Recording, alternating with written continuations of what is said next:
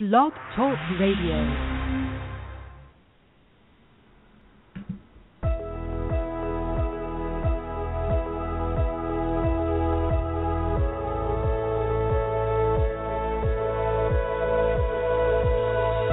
Welcome to Soulfullpreneur Talk Radio with your hosts Rachel Archelaus and Megan Grandelmeyer. Merging spirituality and business on the Enlightenment Evolution Network. Boy, oh boy, do we have a good show for you today.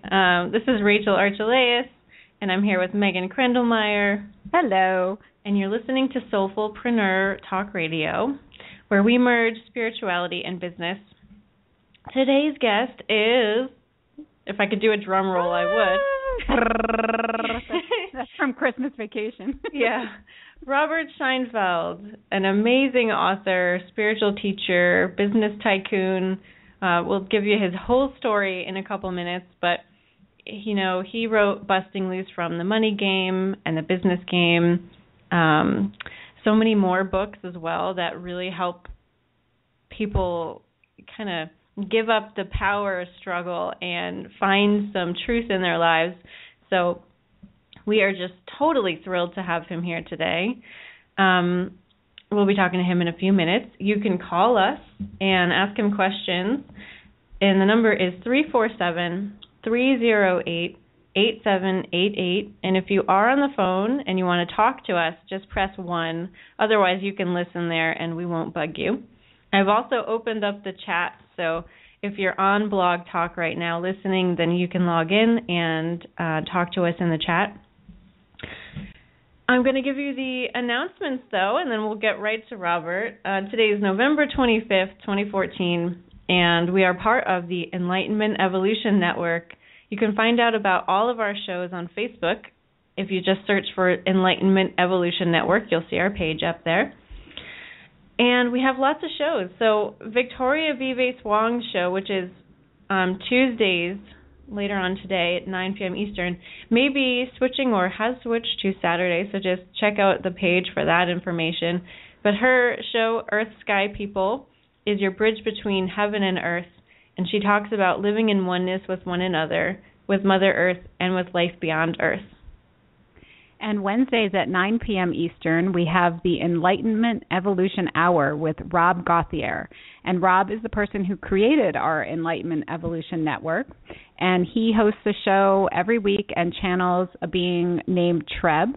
And he takes callers and has special guests, and you can find more about him on trebchanneling.com.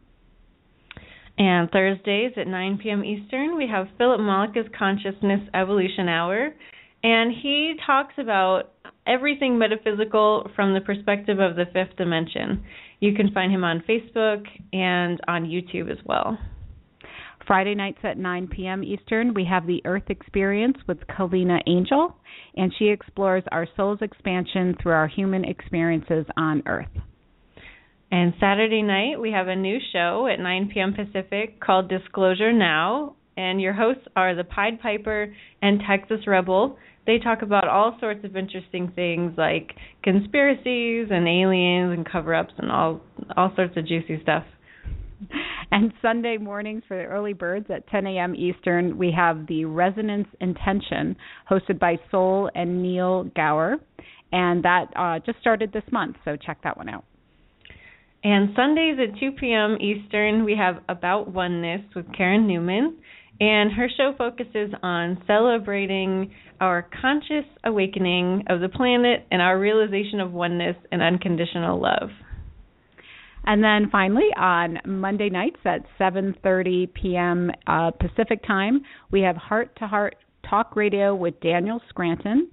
And he talks about topics such as the shift, ETs, global events, energy work, and sound healing. And he's a Reiki master and sound healer. And he also teaches channeling. And you can learn more about him at danielscranton.com. I know you were going to do it. We both breathed in. Go ahead, Rachel. Any opinions expressed on Soulfullpreneur Radio by us or our guests do not necessarily reflect the opinions of the Enlightenment Evolution Network. Wonderful. Yeah.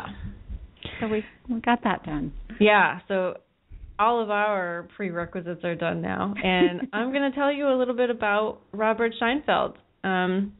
Normally Megan and I talk about our experiences with the guest and everything, but we want so much time for Robert to speak that I think we're just going to skip that today. You'll get the gist of how his work has influenced us in the conversation. It's been quite vast and continues. So, yeah, definitely listen in. Feel free to ask questions, too. Don't be shy today. So for more than 20 years, Robert Scheinfeld has been helping people worldwide create extraordinary results in less time, with less effort, and much more fun. Robert captivates audiences through his unique and memorable personal stories of transformation and by sharing valuable and empowering insights from his own rich life. Robert began his path to discovering true success at age 12 when his tycoon grandfather, founder of Manpower, Inc., the world's largest temporary help service and Fortune 150 company, told him true success is based on your ability to tap power in the invisible world. Unfortunately, his grandfather died before he could finish teaching Robert about the invisible world and other secrets of his success. Scheinfeld, however, was determined to unlock the mystery of success by discovering the inner workings of his grandfather's invisible world. During his journey, Robert spent over 33 years on what he now calls the treasure hunt of the century. Along the way, he became a multimillionaire and self-proclaimed stressed-out maniac. I don't think there's any one of us who couldn't relate to that. It's awesome. Plunged $153,000 in debt and spent 7 years struggling before he solved the mystery his grandfather left him at such a young age. His Busting Loose body of work reveals his discoveries and how you can apply them to create true success in your life. Robert's keynote speeches, seminars, books, audios, and other learning resources have helped tens of thousands of people in more than 190 countries transform their definitions of success and the pathways they follow to create success in their lives. His Busting Loose body of work reveals his discoveries and how you can apply them to create true success in your life.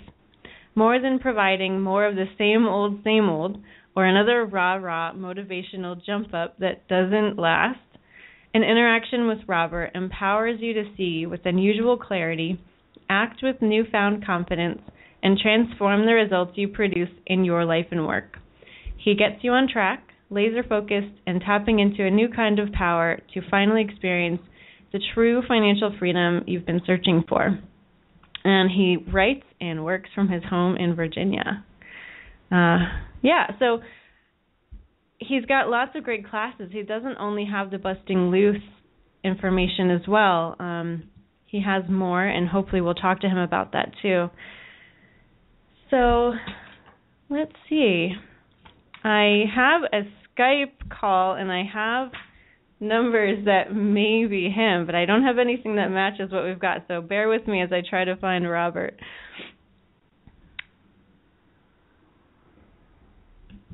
Hello? Hi, caller. I'm here. Hi. Great to talk to you. Can you hear me? Thank you so much. Yes. Yes. Okay, good. Awesome. Thank you so much for joining us. This is really exciting. It is for me, too. I appreciate the opportunity to share about the teachings. Excellent. So I know your bio is very extensive, but is there anything that you'd want to add to that? I just say that because I've been going through the Ultimate Freedom course that you offer, and I know there's more to you than just the Busting Loose stuff. Well, I think a good place to start is for everybody to realize, and you may already, that I have been built to be the ultimate renegade and naysayer in a sense. And that's because of the dialogue I had with my grandfather as a child, and because in trying to fix my own life and change my own life and produce the results that I wanted when I was younger, and seeing so many of the common prescriptions and formulas fail, I finally just jettisoned everything and said, there's got to be something that I don't know. There's got to be something that nobody else is teaching, and I want to find it. So I threw all the theories, I threw all the ideas and concepts, everything out, and I said, all right, I'm only going to go now based on what I can see in my own experience, being brutally honest about the truth of things. And that's when the real breakthrough started to happen for me, but it came from failure and desperation from trying so many other paths. And then once I started on this journey, I just kept being taken deeper and deeper and deeper into what I call the truth with a capital T. And every time there was a major breakthrough, I would pop up and offer a debrief of what I had just discovered and experienced. Again, not ideas and concepts, but actually experienced. And that debrief may have been a book, may have been a workshop, may have been a course or whatever. And so I've kind of been narrating real time this journey deeper into truth with a capital T that began when I was 12, as you said, but moved through its most intense and breakthrough phases in the last 10 years. Awesome. Yeah, and I love that even though you're evolving and your story is, your perspective is changing a bit over the years as you learn more, what you've created in the past still holds true for certain people on their journey as well. So I love that. Most of the people listening have read Busting Loose because Megan and I are such evangelists for it. We just love that book. And so most of the people listening are familiar with the terminology and everything. And I know Megan had a question for you to start off with, so I'll let her take over. Yeah, I wanted to ask probably a very common question, but I figured since it came up for me, and I know it came up for people I know that were reading the book, the concept of other people and that other people are not real, that we script what they're going to say to us. I have to say that this part of the book, it freaked me out a bit. And I think I put the book down for a month or so. And I used to talk with Rachel and say, I feel really alone. I feel like I'm the only one who exists and everybody else is in my imagination. So, Robert, do you want to address that? Because I think that how I've come to understand it maybe more is maybe I'm not exactly scripting what everyone else is saying, but almost it's my filter, what I'm allowing myself to hear. What are your thoughts on that? I could probably spend the whole hour just addressing that. So I know. That's probably going to be the case of a lot of these questions. The first thing I want to say is the book was designed to do many things, but one of the things it was really designed to do was to take a hammer to many of the things that people believe are true and to hammer at them until they shatter, which opens up the opportunity for something new. So there are certain things like that were designed to be a hammer that would shatter old things. And then sometimes those things, in the shattering got taken a little bit too far or got misinterpreted. But the point of a lot of this was first to shatter the old to create the opportunity for the new. And so in the old, everybody's a separate individual, and everyone has free will, and everyone has this and that, and everyone is a, whatever soul in a body or whatever it is. And one of the things that it was important, my bias, to shatter was that. And so that's where this was coming from at the highest level, if you will, was to shatter the old to open for the new. In terms of where we go beyond that, it's difficult because until somebody actually experiences the truth with a capital T of things, then all we can do is talk about metaphors and ideas and concepts, and they always are like a crutch. They can be useful to a point, but then something else has to happen. So as I've moved much more deeply into truth, the metaphor that's gotten much more accurate for me and that can actually be experiential, not just some theory or cool spiritual whatever, is to imagine that all of us are characters in a story. Just like if you read a novel or you watched a movie and there's characters in a story. And if you're reading a great novel, you're reading a great story, there's all these characters and there's all these things that happen, and there's also one writer. The characters are all, if you will, an expression of the one author. If you look at Harry Potter, which is one of the examples I like to use because it's such a popular novel in movies now, there's one author, J.K. Rowling, but there's hundreds of characters. And the characters, male, female, rich, poor, good, evil, small roles, big roles, but they're all an expression of the author, J.K. Rowling. They appear to be individuals, they appear to think, they appear to make decisions, they appear to do stuff, but ultimately it's the consciousness, if you will, the creativity, whatever you want to call, of the author, J.K. Rowling, that shapes itself into the characters and everything that happens. And my bias, my experience is that it's the same thing with us. There's one author of what you might call the human story, and then we are all characters in that. So it's not that you are real, but all the other characters aren't, that you're somehow more real or better or something. It's that all of us are characters in a story, and none of us are the author of the story or the writer of the story. There's another author or writer, and here's where it gets tricky because, and here's where you get into stuff like oneness and all these other kinds of things, is that if you look again at the metaphor of J.K. Rowling and Harry Potter and all the characters, you can't separate Harry Potter from J.K. Rowling. They're one. You can't take J.K. Rowling out of Harry, and you can't take Harry out of J.K. Rowling. They're one. And so my bias, just using a very quick metaphor when we don't have a lot of time, is that that's what's really going on. That, yes, we're all connected and we're all one, and in a way we're all the writer, but we're, from our perspectives, we're characters in this amazing story that I call now the human story. I used to call it the human game, but I've changed the language because story is a much more accurate metaphor to me. Well, I love that.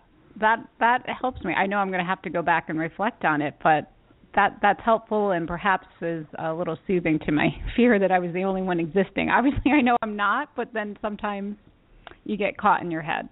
So yeah, and I didn't mean it that way. I did mean to shatter the old, as I said, but I didn't. When I was talking about you in that sense, I was always talking about consciousness, who we really are, the non-physical part, what I'm now calling the writer and the author. And that was something that was misunderstood a lot, which I take responsibility for, but I didn't mean it that way. But it is something, as you said, that many people struggled with, others did not. But this is how I now see it, and revised a little bit with some more clarity after knocking out a lot more cloud cover and experiencing so many more aspects of this. Awesome. Well, it does lead into one other question I have, and then I'll let Rachel ask some of her questions. But so some of what you're saying is, and I was listening to Journey to the Infinite, which I loved because and I liked how as you said, the multimedia experience of hearing you talk and seeing visuals is really reinforcing. But the idea that there's the small you, which is the everyday, Megan living on Earth and having this conversation, and that there's a bigger you, an expanded self. It reminds me a little bit of the Seth material. Are you familiar with that? Yeah, that material was very impactful on me in my teens. My uncle gave me that book when I was 16, and it completely blew my circuits. Yeah. And I lived and breathed that for a really long time. But I have to say that ultimately on my journey, after knocking out a lot of cloud cover before I began what I call the drilling operation through the cloud cover, I discovered that, to my bias, a lot of the stuff that's in that is not true, is not accurate if you apply it to us as the characters in the story, but it's certainly true if you apply it to the author part of us, the real us. So it was very impactful. It shaped my journey for a long time, and I was thrilled when I found out there were more books in the Seth series after reading that one, because I didn't know.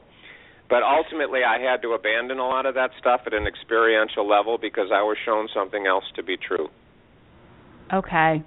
Yeah, because, that material goes into the fact that Seth and Jane Roberts, who's channeling Seth, are really all part of one entity or a higher, one larger expanded self in a way. So it reminded me a little bit of your work and your teachings. that we only think of ourselves as the small you here, but yet there's the big you, and that's where our thoughts are creating our reality. Because we hear that phrase all the time: your thoughts create your reality. But in Journey to the Infinite, you talked about how our small you thoughts don't create our reality. That it's the big you. Well, see, ultimately, again, where I went is, what do you actually observe if you're brutally honest at looking at what you actually experience? And again, I could talk for hours on this, but just to do this real quick, so to speak. If your thoughts really created your reality, and the precise language is whatever you hold in your most dominant thoughts will manifest. Then every time you have dominant in your thoughts, that I'm just being very general here and judgmental, something good's going to happen. It ought to happen, except it doesn't. Yeah. And every time that you have something in your dominant thoughts that bad, that you're afraid of or you're worried about happening, but it's in your dominant thoughts, then that bad thing ought to happen, except it doesn't. And then the other thing that blows them both out of the water, because there are people that can argue, it's subconscious limiting beliefs or it's karma or it's whatever else that is why those first two, why the good doesn't always happen, why the bad doesn't always happen. The third one that blows it all out of the water is, if your thoughts are really creating your own reality, how do you explain the things that happen that you never, ever thought about? Right. If stuff happens in your life that you never thought about, there's no choice, unless you're in denial, except to acknowledge that there is some other creative force that is either creating what happens to you, or if you really want to stay with the old line explanations, that's modifying your thoughts or whatever. You have to come to that conclusion if you're brutally honest. So if you look at your own experience and you look at it with brutal honesty, you have to conclude, no, my thoughts are not creating my reality. And you either have to go down one of two paths. Again, either none of my thoughts have anything to do with it, which is where I ended up, or there's some other force that's modifying, that's determining, that's filtering, whatever. But my experience is, again, Harry Potter may seem like he's choosing and he's defining his own destiny and choosing his path, but it's really the author. Harry can't say anything or do anything or think anything or feel anything or have any experience unless the author wrote it first. And my bias and my experience, after knocking out a lot of cloud cover, is it's the same thing with us. So if you want to keep the language consistent, which you did before, then it would be the quote-unquote thoughts of the author, consciousness, who you really are, whatever you want to call it, expand itself. It's those thoughts that create, but not the thoughts of us. And I don't like big you and small you, because small you kind of makes us seem less significant, and my experience couldn't be further from that. I mean, to me, we're all amazing, and we're part of the author, and this whole thing is beyond amazing, and so I don't like using words like that diminish. I know you don't mean it that way, but a lot of people see it that way, and to me it's all beyond magnificent and extraordinary, and so I don't tend to use language like that. But anyway. Okay. And that, does it make you feel like a puppet sometimes, or no? If I feel a little like, okay. like I don't have control, but or as well, I know I don't have control. Yeah, you say sometimes, you said your mind runs around with things. The mind can easily buzz and whir, as I call it. The mind's like a computer, it's like a machine, and it can take a look at this on the surface, and it can say, wow, if I'm just a character and I don't have any power and there's a writer, then I'm this little nothing that's being pushed around by this, puppet master. And then depending on what's happening in your life, you can attach all kinds of negative implications to the puppet master, like it's malicious, it's negative, it's torturing you, it's, whatever. But when you actually experience the truth of it, which again is the key to what I consider to be unique about my work, is giving people the opportunity and the pathway to actually experience this stuff. Not just agree or disagree or accept it or reject it at the idea or concept level, but actually experience it, which is what happens when you knock out enough cloud cover, to use our language. When you experience this, you don't feel like a puppet at all. You feel like part of the unfolding of an extraordinary story. Now, the metaphor falls apart here a little bit, but if you were to go up to Harry Potter somehow and you could talk to him and you were to say to him, hey, do you feel like you're a puppet of J.K. Rowling, and do you feel bad about it? No, Mm-hmm. He's a character in a story. He's an amazing character in a story, and we all are. But, again, amazing with a capital A for all of it, no negativity at all, like puppet or any of that kind of stuff, when you're really experiencing the truth of what's going on.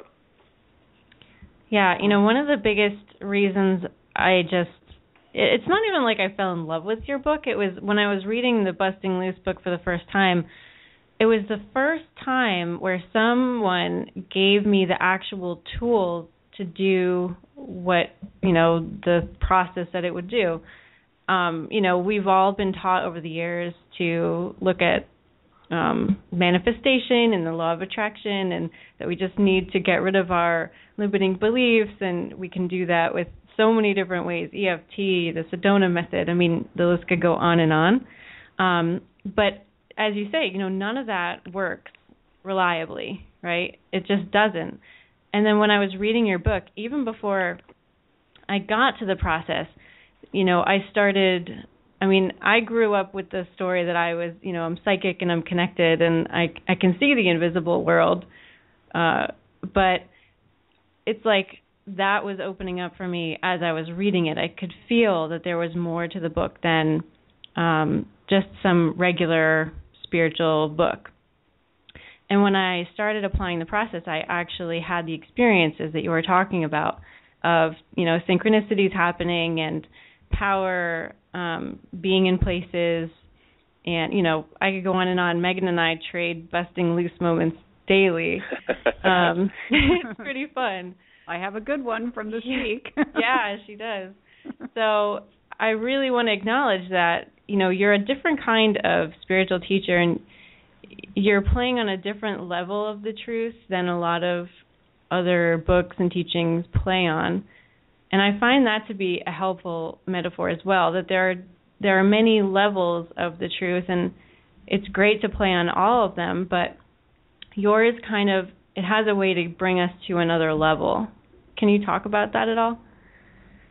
Well, that's how I see it, and that's what my bias is. And it just, in my own personal journey, I don't think I talked about this in the book. I can't remember if I talked about it in Journey to the Infinite. But anyway, the truth is, this journey for me began when I was 12 with these discussions with my grandfather.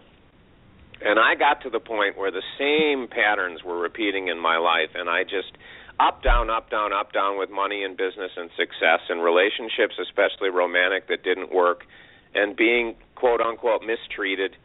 And all these things just kept repeating. And I believe it was when I was 46 or something. I'm 57 right now.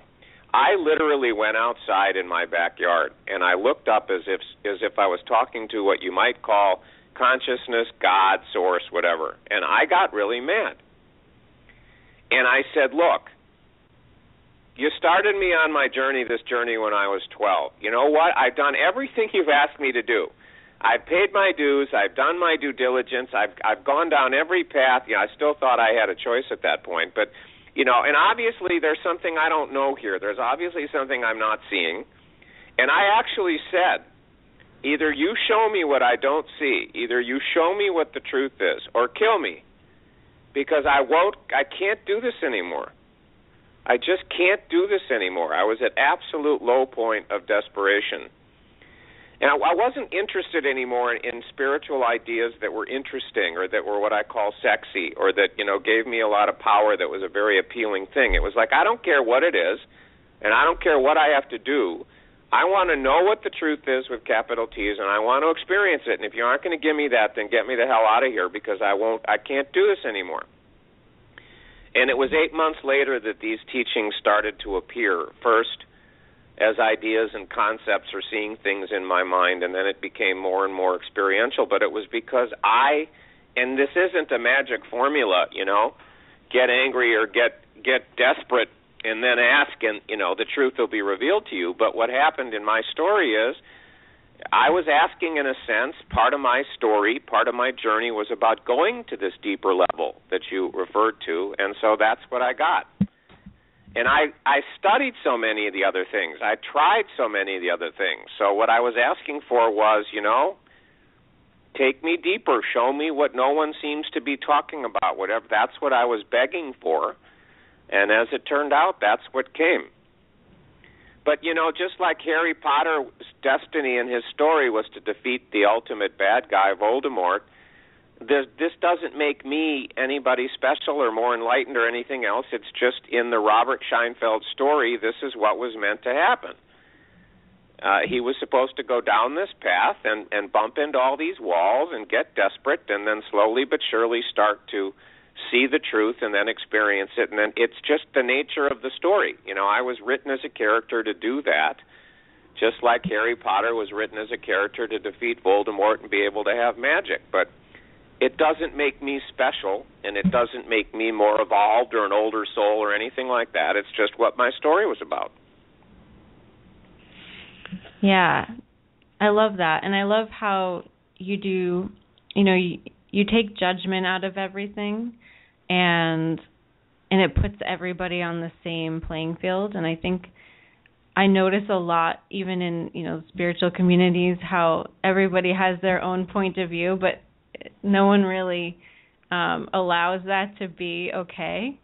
And so it's wonderful and liberating to know that we can all have our own storyline and, it's all correct. On one level, everybody's existence is truth, and that's a wonderful and liberating thing. Any sort of a cause and effect story within that can appear to be true. Also, if that's the way the author wrote it, which explains so many of these things that seem to be true, and there's evidence for them and all these kinds of things. It's just a question of what the author, what consciousness, what I now call true creative essence, what does it want to play with and explore, and what kind of a story does it want to experience at a total immersion level? And then it writes everything to happen in order to support that particular whatever. And nothing is better or worse or more or less evolved or whatever else. It's just what's the story about. Yeah. It seems like I interrupted you, though. What were you going to say? Oh, I was just going to say that what you're teaching, it has some things in common with a popular metaphysical storyline of ascending to the fifth dimension, and it's cool to look at the differences and then the similarities to what you talk about. And I know you do, you study a lot of this stuff. Did you have any comments on that? Well, again, to me, and I have no judgment in this, and I have no criticism in this. I just have what I would call clear seeing. And I also recognize that I'm biased based on my experience. But honestly, anybody listening, there isn't any judgment or criticism or anything in what I'm about to say. But to me, it's all stories. So is there really a fifth dimension, and can you really move from the whatever to the fifth dimension, and then in the fifth dimension these things are possible? To my bias, no. There's just stories. You read Harry Potter, is there really magic or not magic? It doesn't make any difference. There's magic in the story. And in the story, the magic appears to be real. There can be stories where there appears to be this dimension and that dimension in the fifth, and people are moving into the fifth, and as they move into the fifth, da-da-da-da happens, and that can appear to be true. There can also be people that, could be in my sphere of influence or could be in another sphere of influence, never hear about the term fifth dimension, never study any of that, but are having experiences that are what I now call ultimate freedom or phase 3, which are synonyms. Fifth dimension is just a story, It makes certain kinds of things possible. And it's all about stories. So to me, it's not, quote-unquote, the way it is. It isn't, quote-unquote, what's really happening right now. It's just the unfoldment of one story. And it makes it possible for a whole lot of people to experience that particular story and be able to play, explore, and express creatively, which is what I think the whole human story is about, is who we really are, playing, exploring, and expressing itself creatively, just like the author of fiction is. And so fifth dimension or all these other different kinds of things, But it affects everything. You know, it affects karma. It affects reincarnation. It affects life after death. It's all just stories. It's all just opportunities to have amazing experiences. And some stories are active in certain people's lives, and some stories aren't. You know, I'm one of 3 kids. My brother's never heard of any dimensions and doesn't care. My sister has heard of them, probably believes some of it. My parents have no idea. If you said 5th dimension, they would say, what? They'd have no idea what you're talking about. It's irrelevant to their story, but it's important to certain other stories, temporarily or long-term. But to me, everything's stories, and it's just a question of which ones are active in your life, your story, and which ones aren't. But to me, none of it's real, none of it's true, none of it is the way it is, none of it is a global, universal explanation of what's going on right now. It's just stories within stories within stories.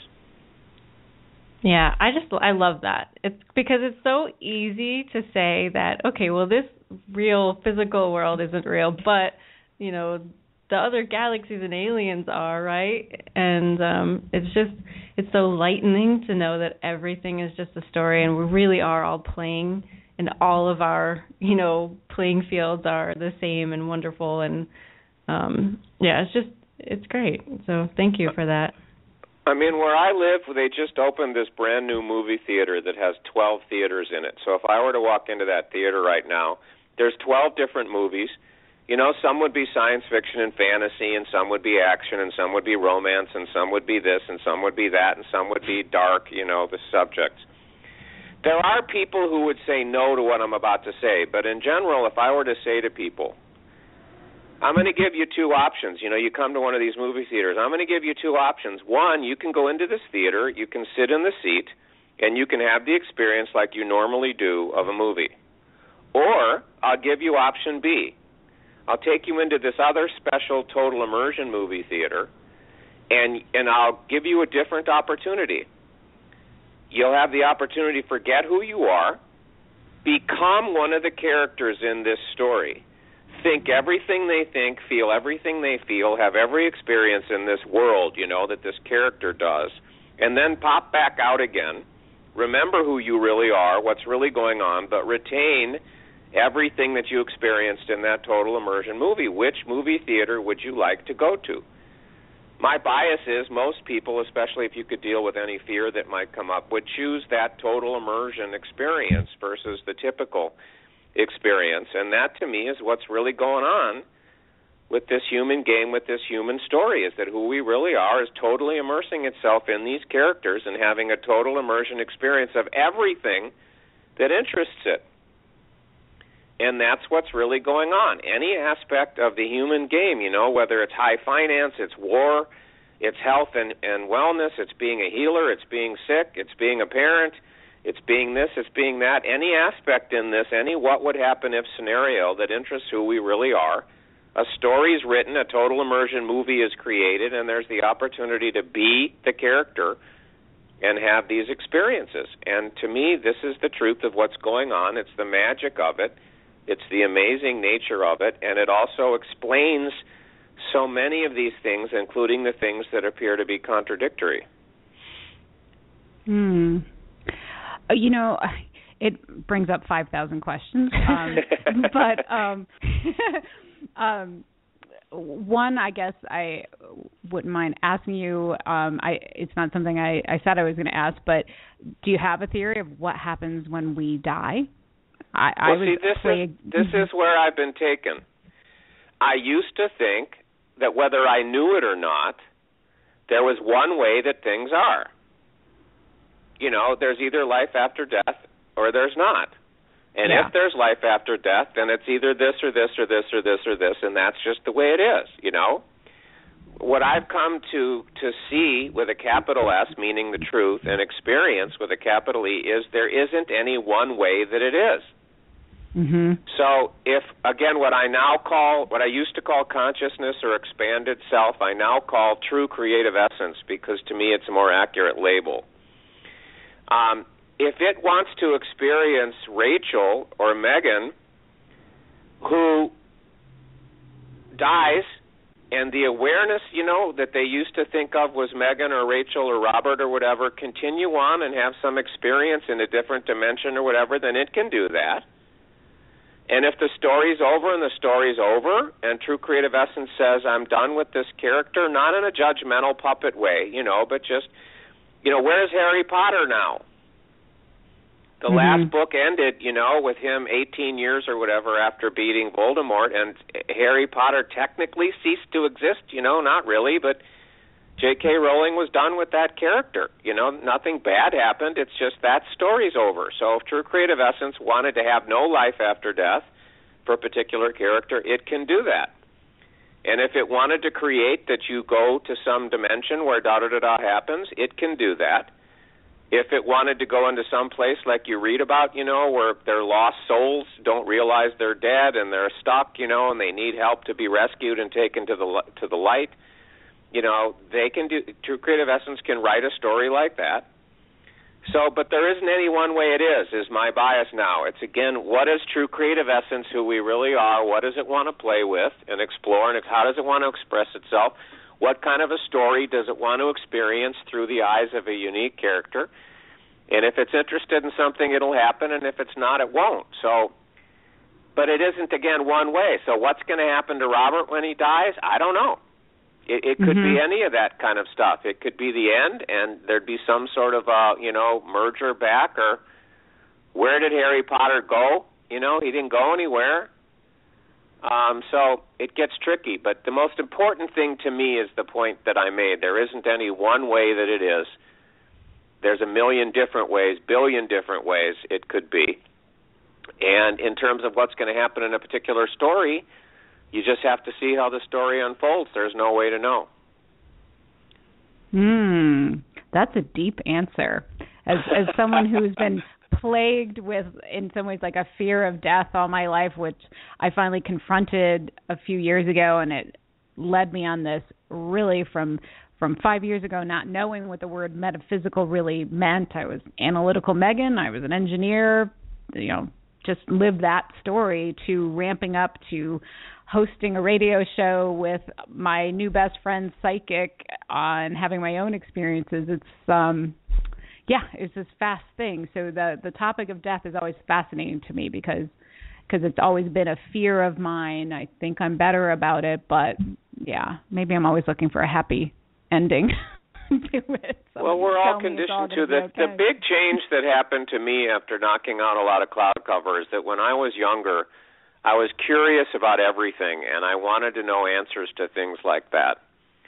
And what ultimately happened, and I didn't make a decision, it's going to sound like I did in the way that I narrate this, it just happened, is that all of a sudden what happened is, if there's a question that I can't ever know the answer for certain about, or if there's an answer to a question that even if I could be certain that the answer was correct, it wouldn't really affect my life at all, I just stopped asking the question.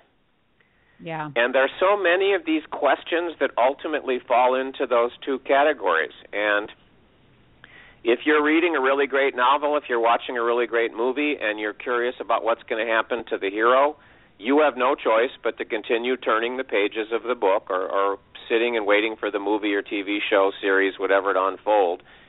And it's the same thing ultimately with all of us for so many of these kinds of questions, is you ultimately have to, keep turning the pages, keep allowing the story to unfold, and then it'll answer itself in a real way, not a speculation, theoretical, idea, concept way. And again, there's no negative to this. There's no giving up of something valuable or precious and you've lost something or your life isn't as whatever as it used to be.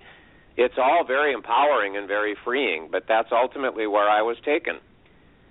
And I don't know what's going to happen when I die, so I don't concern myself with it. I live my life day to day, and when the time comes, we'll see. Yep. Yeah. That's awesome. Thank you for answering that, because it is an odd question on an interview, right? What do you think happens? But that's that's where my head goes. Rachel, go ahead. Sorry. Yeah. In terms of just not caring about those questions anymore, I can kind of relate to that. And all my life I've seen things that people haven't seen, and, you know, couldn't, like, when I explained myself to people, they didn't really understand. And it never bothered me. You know, I never cared if what I was seeing or experiencing was true or not, and I never cared if people believed me or not. It was just that sense, like, it doesn't matter if it's real or not. It's just what I'm experiencing at the moment. So I kind of get that, where it doesn't diminish you at all if it's not real or true. It's just your experience, and that's all it has to be. Yeah, and again, if you think of a writer of fiction, a writer of fiction is omnipotent. They can make anything happen to any character in any way. They can, what I call, energize any cause and effect story that they want to. Truly unlimited power. And to me, who we really are is the same exact way. So it can make anything appear to be true to make a great story, you know, a unique story, to create the opportunity to have a unique kind of an experience. And again, that's why there are so many of these different things, and people that say, no, this is the way it is because da-da-da happened to me, or I this or that, and all of that can be true, you know, but different stories, different purposes, different things being played with and explored in different ways, which is why things appear to work differently. So we have a question for you from the chat from Supernatural Radio, and he or she writes, what is success to Robert? Well, see, this is one of those funny things. There's two levels of success. There's at what I call the story level, and there's at what I call the truth level. At the truth level, there's no such thing as success and failure, because the author is writing the story that it wants to write. It's unfolding. It's experiencing exactly what it wanted to experience and doesn't make mistakes, you know. There's no failure for J.K. Rowling based on what happened in the story. You know, she wrote the story she wanted to write. The characters said and did what she wanted them to do. So at the truth level, the highest level of truth, there's no such thing as success or failure. There's just what's the story about. And there's all kinds of stories about heroes, you know, that get the prize at the end, and there's stories about heroes that don't, or there's stories about heroes that have da-da-da-da goal, and they don't get that goal, but they realize there was another goal that was more important, and they get that one, and so at the truth level, there's no such thing.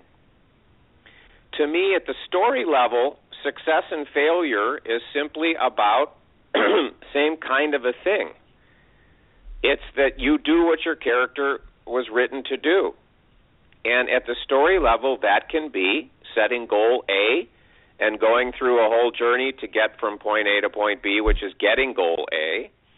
It's just the story unfolding the way it was meant to unfold. There's so much stuff in mainstream psychology and self-help and also metaphysical and esoteric stuff about, you know, everything's perfect exactly the way it is, and there's all kinds of things that we think are failure that aren't, you know.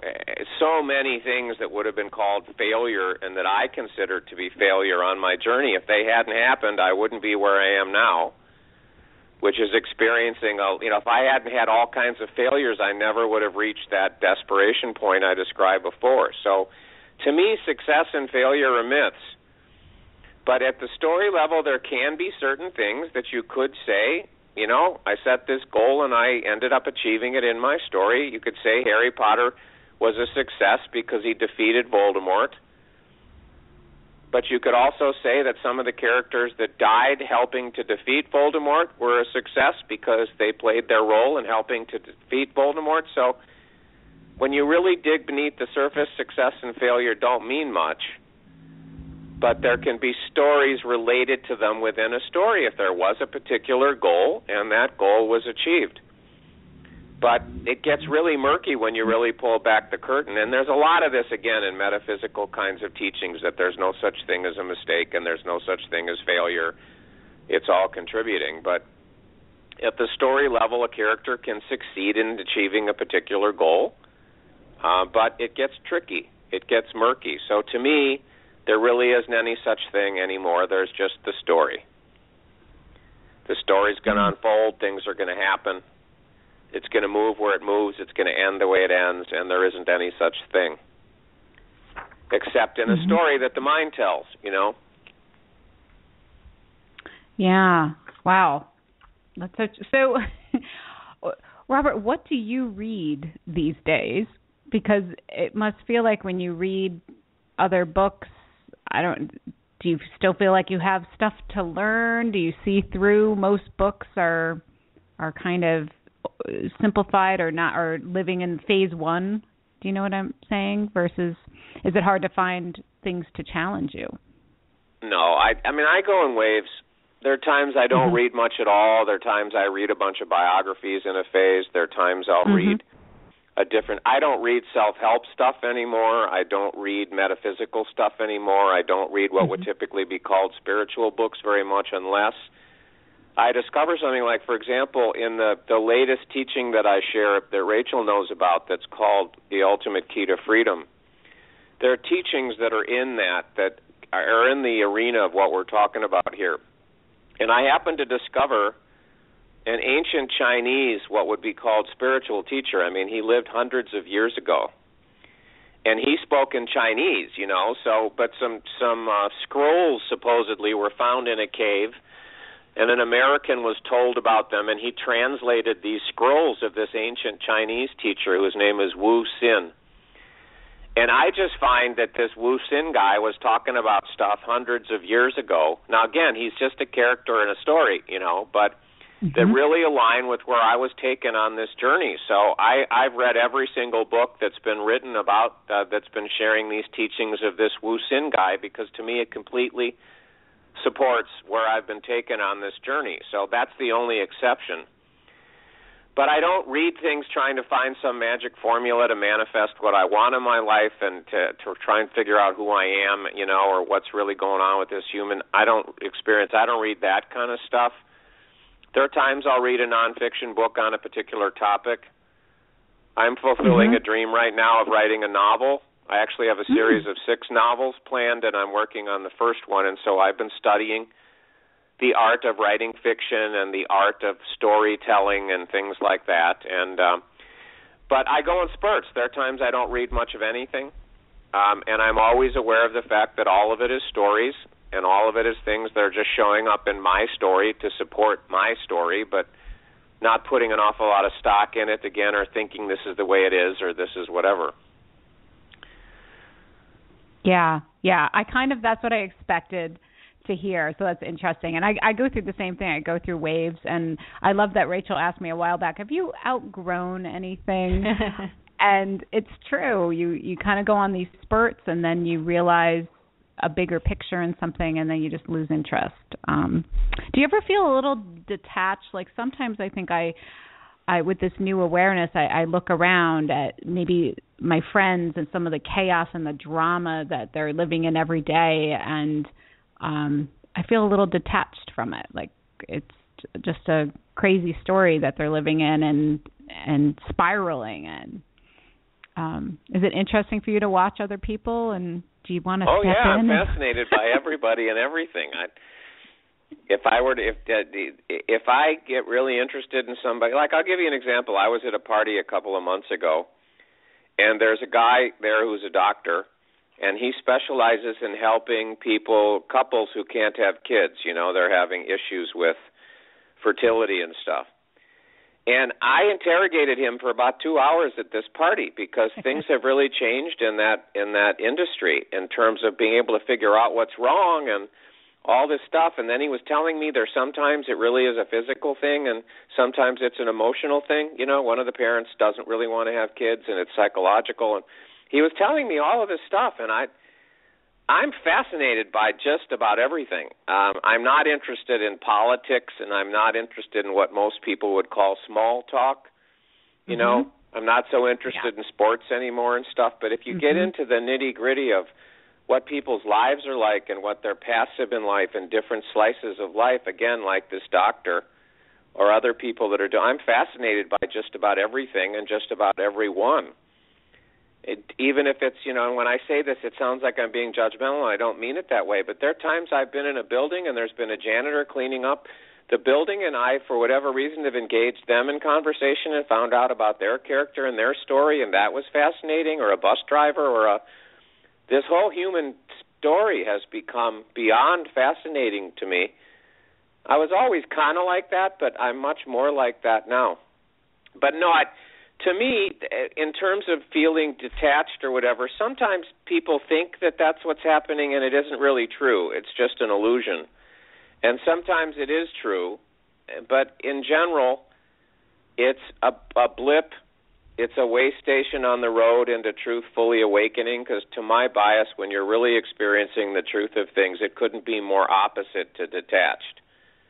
You know, you couldn't be more involved with everything. It's just that you're more involved with everything in a radically different way, but not detached at all or disassociated or anything like that. It's exactly, it couldn't be more opposite in terms of what I've experienced and seen other people experience. Well, we have a bunch of questions on the phone. I think, is it okay if we take one, Robert? Whatever you want. Great. Okay. So I'm going to 860-515. Hi, Rachel. Hi, Megan. It's Rebecca. Hi. Hi, Rebecca. Do you have a question for Robert? Yes, I do. Robert, oh, my God, this is so cool.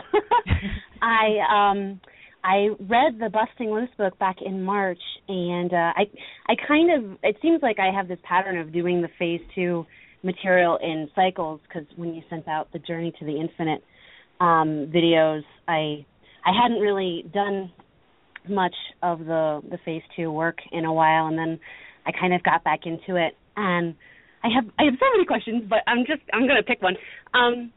It seems like when I do Phase 2, and I get to a point, like you talk about the movie The Game a lot, and how, you know, it's supposed to, part of the design is that you get taken to this really intense place.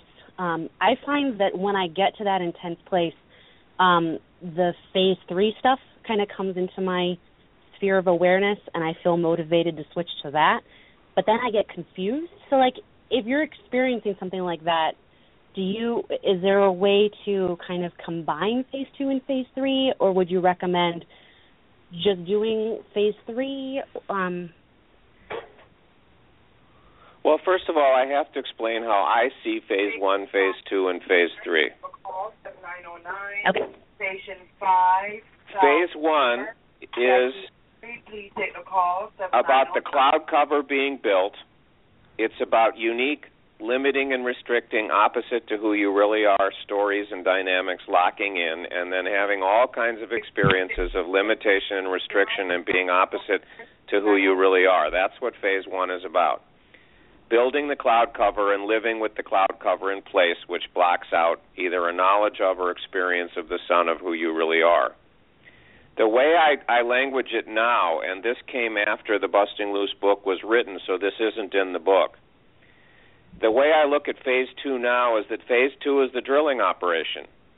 Phase 2 is when you go into the cloud cover and using the tools, you systematically undermine the structural integrity of it, drill tunnels and poke holes and knock out chunks so that more and more of the sun can shine in. And to me, Phase 3 is when you're playing in the sunshine. You're not using the tools anymore. There's no more cloud cover that's limiting or restricting you. That doesn't mean that you have finger-snapping magic, but it just means that the cloud cover that was limiting you is no longer limiting you. And so it isn't really, to me, a question of when the going gets tough, do a Phase 3, whatever, because if the going is perceived as being tough in that way, then you're in Phase 2, you're not in Phase 3, and you can't mix the two. But in the book, it was really just Phase 1 and Phase 2, and I combined the drilling operation and playing in the sunshine and called them both Phase 2. And then when I actually began to experience more and more of the sunshine, I realized, wow, this is so different from the drilling that I need to break it out, give it another label, and talk about it differently, which is when I then started talking about Phase 3. So Phase 2 is about drilling through the cloud cover, undermining the structural integrity of it, and doing something that allows more and more sunshine to shine in. And I never found anything other than the tools that I shared that did that for me. So I have a bias about that. But the truth is, anything that's done that's undermining the structural integrity of the cloud cover is doing the Phase 2 work, is the drilling operation, but then phase 2 is when you're just playing in a radically different way.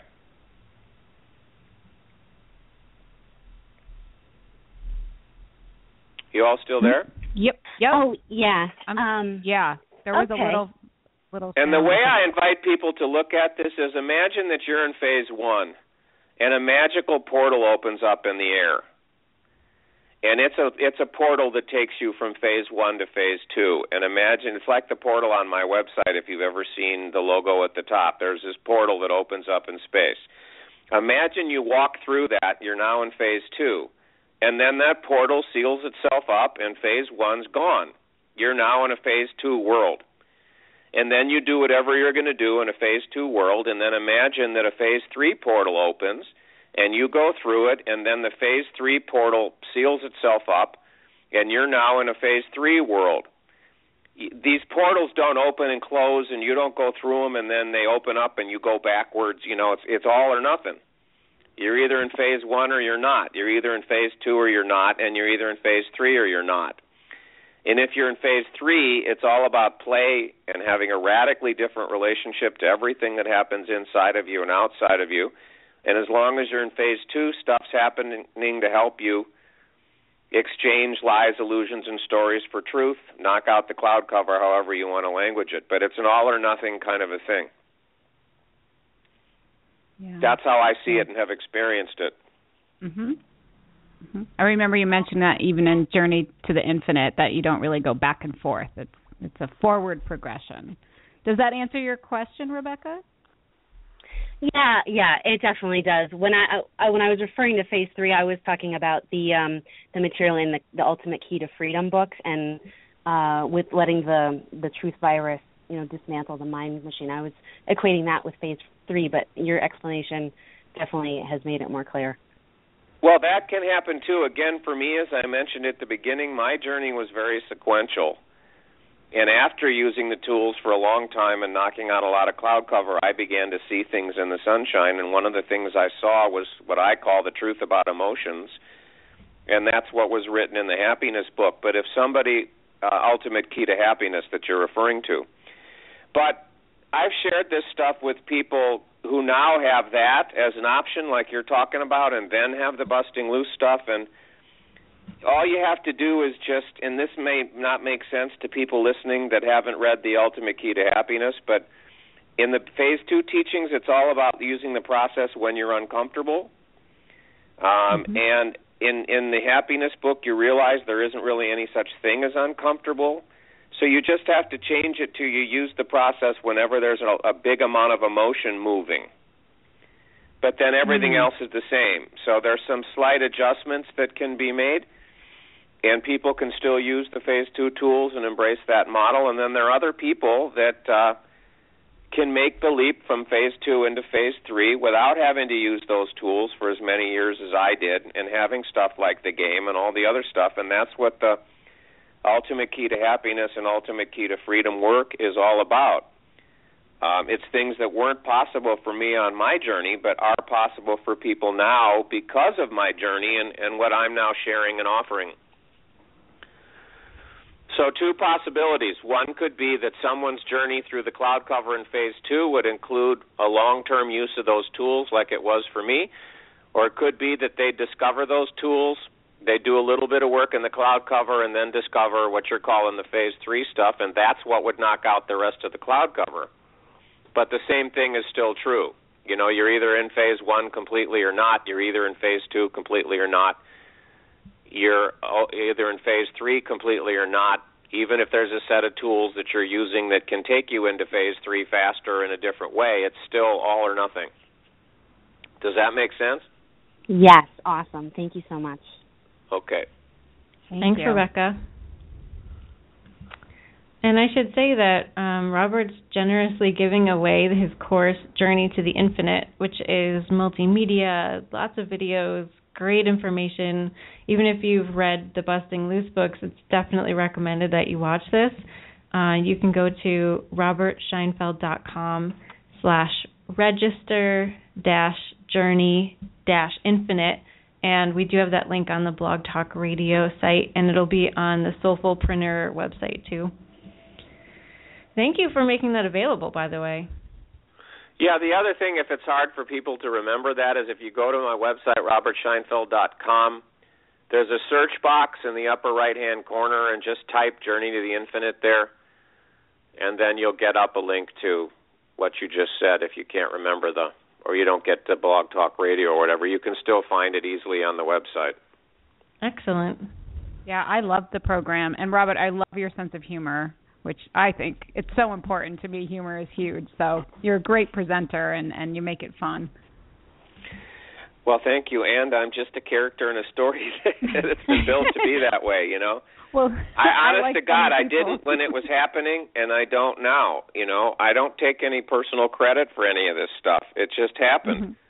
The Busting Loose book, in a sense, wrote itself, and I was kind of the scribe, like, if you know the story, just because I used the example of J.K. Rowling, the story of Harry Potter pretty much downloaded into her mind, and she just wrote it out. It isn't always like that with fiction writers, but it really was mostly like this thing was pouring through me as it appeared, and I was writing it all down. But I don't take personal responsibility for it, and I certainly don't put myself up on any kind of a pedestal. But the way I actually experienced it was, it just happened. And I happened to be the character that happened to bring it through, but it's still ultimately a story written by the big author that we've been talking about, and I'm just the character that does certain things. Again, like Harry's the one that had the unique ability to defeat Voldemort. I was taken on a unique path and ended up sharing what I consider to be unique stuff, but again, nothing special about me. I'm just a character in an unusual story, like we all are, but this story happened to be about truth and a different take on it, you could say.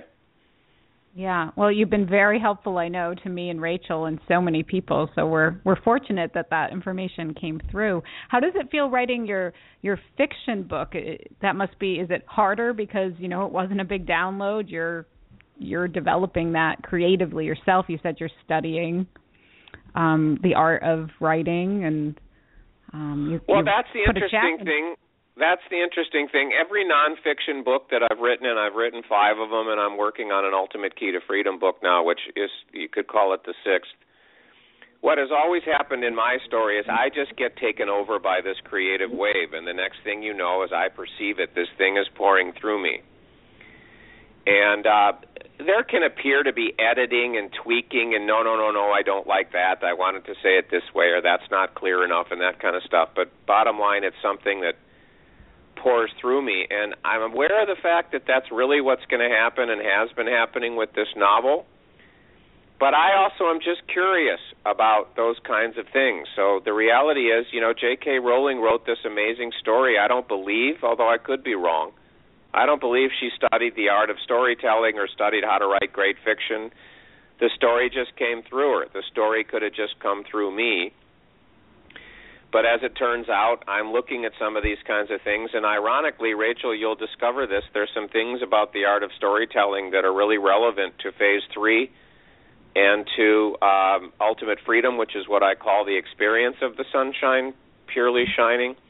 So there were uses of it from that thing, but I'm having a blast, and when these energies come, I type stuff out, I narrate stuff into an audio recorder, I do whatever I do. And when the energy's not there, I don't work on it. But I'm having a blast, and at the story level, I could write nonfiction in my sleep. It's very easy for me, but fiction's different. And it isn't something that I can write in my sleep, whether it pours through me or not. It's a different thing. So it's a different kind of an experience, and I'm having fun going through, seeing what comes through, and going through the pieces of the story that appear to be me learning a new skill. But it's fun, and I'm not sure. I really don't know. Who knows? But I feel like the Ultimate Key to Freedom may be my last nonfiction book that I'll ever write, and that the only other books I'll write after that will be fiction. That's kind of the vision I have, which could be wrong, but that's the vision I have. So I'm looking forward to that. And we'll see what happens. I don't know. We'll see how it unfolds. Yes, we will. Cool. Well, we don't want to take advantage of your time, Robert. I know we could both talk to you for for an infinite amount of time. But really, just thank you so much for speaking with us and sharing what you're up to these days, and we really appreciate it. It's my pleasure. I'm happy to spend some more time if you have it on your show and there are other questions, or we can end, whatever it is. Yeah, we'd love to keep going. We have a bunch more questions on the phone. Absolutely. Great, so I'll take the next one. And this is 281615. You're on the air with Robert. Hey, Rachel, it's Patty. Hey, Patty, how are you? I'm good. I have to say this show has been incredible, and it's shed so much light for me. Thank you, Robert. I read an excerpt from your book or your teachings every morning, and I keep getting clearer and clearer. And there's one, this is a question, and it's probably a really basic question, but perhaps because it is, a lot of other people might be experiencing it too. I'm definitely in phase 2, and the weirdest, most uncomfortable stuff has been happening to me for a little over a year. Just to let you know, I can do the process many, many times a day. But there's also kind of like, in reading it, and this is what I'm working with in myself because of letting go of judgment, there's kind of an expectation if you do all this stuff, then you get to this huge, expanded, no-limit space where money's not an issue, where everything's just creative bliss. And you also say that time, how long it takes to get there doesn't matter. But what if your creative story has been set up to be kind of crappy and frustrating until you're dead? Which is what goes through my mind when I get really discouraged or frustrated. So I don't know. Is there some way you can address that would, because I find myself negotiating, don't worry about that, just go with it. And at the same time that story gets into my head fairly regularly. Well, to me, it's a very complicated story. To me, if someone is in a phase 1 story and what you're calling crappy stuff happens, it's about one thing. Mm-hmm. If somebody is in phase 2 and what you're calling crappy stuff happens, then it's about drilling through the cloud cover. So you could say, lack of a better term, there's purpose to it. And the goal is to get to, it isn't really, but it appears to be a better place. Right. If it's in phase 3, you're playing in the sunshine and stuff happened, and this is not something that the mind will accept until it experiences it, and then the mind just shuts up because it doesn't need to be giving its opinions in phase 3. But in phase 3, if the stuff happened that you're calling crappy stuff, of course it isn't crappy stuff in phase 1, phase 2, or phase 3, but if that kind of stuff happened in phase 3, the relationship to it would be completely different and it wouldn't be looked at that way. Everybody on this phone has read novels that they loved and that they were riveted by and that they couldn't go to sleep because they just wanted to see what was going to happen, where crappy stuff was happening to the hero. We've all watched movies that were just, we'd say, oh my God, that was such a great movie, you have to go see that. And either at certain points or through most of it, crappy stuff, and what you're calling that were happening to the character. But we didn't perceive it that way. As the reader of the story, we didn't perceive it that way as the watcher of the movie. And in phase 3, you don't perceive it in that kind of a judgmental way. But the same kind of stuff could happen. But it would be, oh my God, this is an amazing experience. This is an amazing opportunity to have unique thoughts and feelings and to have things happen with the body and with other people and stuff in this particular scenario. And the judgment's gone. But, it's like it was mentioned before that I recommend that people watch this movie called The Game with Michael Douglas. And for people that haven't seen that movie, it's the movie about a guy that you talked about before. I don't remember if it was Megan or Rachel, about being detached from stuff. And it was about a character that, because of childhood wounding, got really shut down. And he was very rich, but he was very wealthy, but he was very shut down. And his brother was worried about him. And the reality is, if the brother had just come up to the guy and tapped him on the shoulder and said, "Hey, bud, you're turning into an asshole, Wake up. You need to change the way you're being, the guy wouldn't have done anything. He wouldn't have changed. But when things happened that really pushed on stuff, and which is what happens on the journey through phase 2, then it creates the opportunity to undermine the cloud cover and have different kinds of experiences. Very often that's what's required in a unique story. It's not a universal required. And so a lot of times the things that we call crappy, the things that we call difficult in phase 2 are what's necessary to knock out the cloud cover. If it was gentler, we would still be with the lies, illusions, and stories, and for them to get knocked out and shattered, it very often takes a very aggressive kind of a play, and so that's what tends to happen. Anyway, I could spend hours on this particular question too, but again, if it was in phase 1, that kind of stuff has one purpose. If it's in phase 2, that kind of stuff has a different purpose. And in phase 3, to whatever extent that kind of stuff continues, there's a different relationship with it. And for a lot of people, that kind of stuff, even if you wouldn't use that language, doesn't have to happen anymore because it's not useful. It's not needed. So the storyline changes. It's like if you look at the Harry Potter story, the odds are after he defeated Voldemort, the rest of his life was not so difficult and traumatic. But it had to be for that particular part of the story to unfold.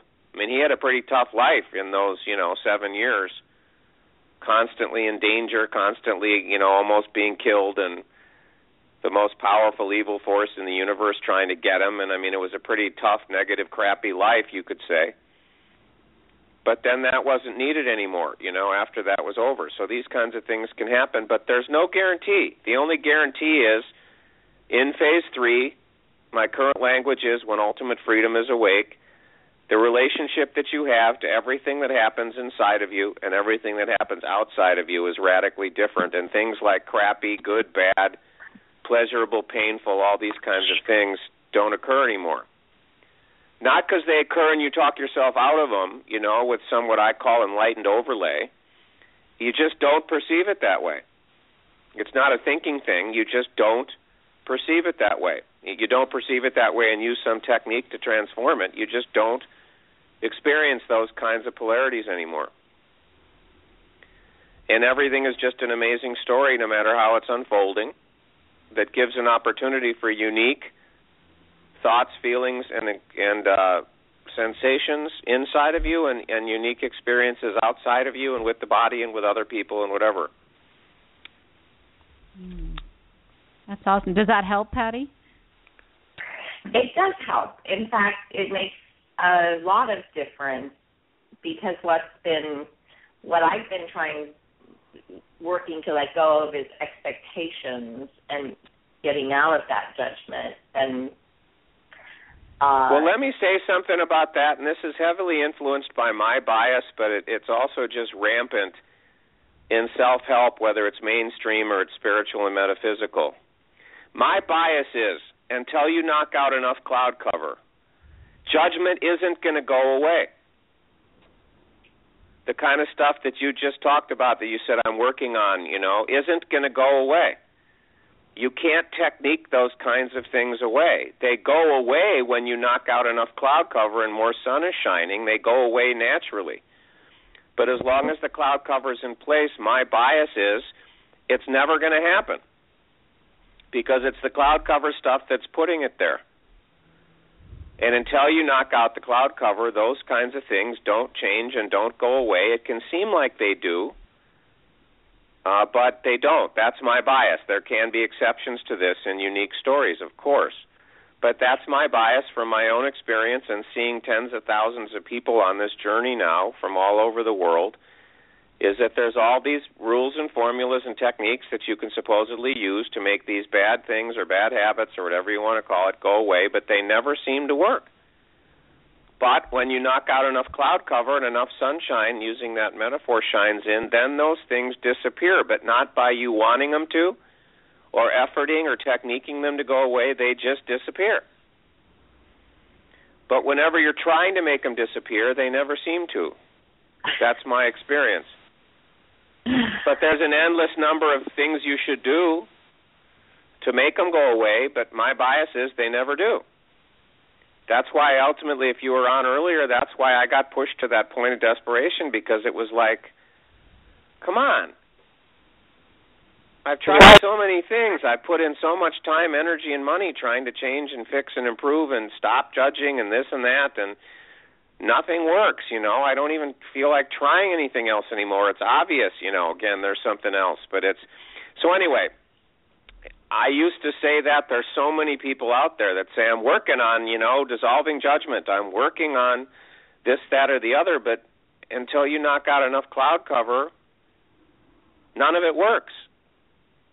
But when you knock out enough cloud cover, just to repeat myself again, that kind of stuff naturally dissolves or transforms, or whatever word you want to use, without you trying to or setting it as an outcome or struggling with it. Or it's not in the sunshine, that kind of stuff, so it doesn't appear. Anyway, there's so many things out there that say, set this goal, use this technique, use this path, and you can da-da-da-da, and I like to push on that because it just doesn't seem to be true. Mm-hmm. But the flip of it is, it goes away on its own on this path when you knock out enough cloud cover without it being a goal or a target or an intention. It just happens. Patty, it just sounds like there's more power in some eggs there for you because you're observing. There's definitely some eggs. So just keep going after that. And the other thing I'd like to add too, and again, Harry Potter is just such a great example for so many things. Harry Potter wanted to defeat Voldemort in the first book. It didn't happen until the very end of the 7th book. The reason is because there's all these things that needed to happen in the story. For him and for Voldemort and for other characters, there were all these things that had needed to happen before that was written into the story.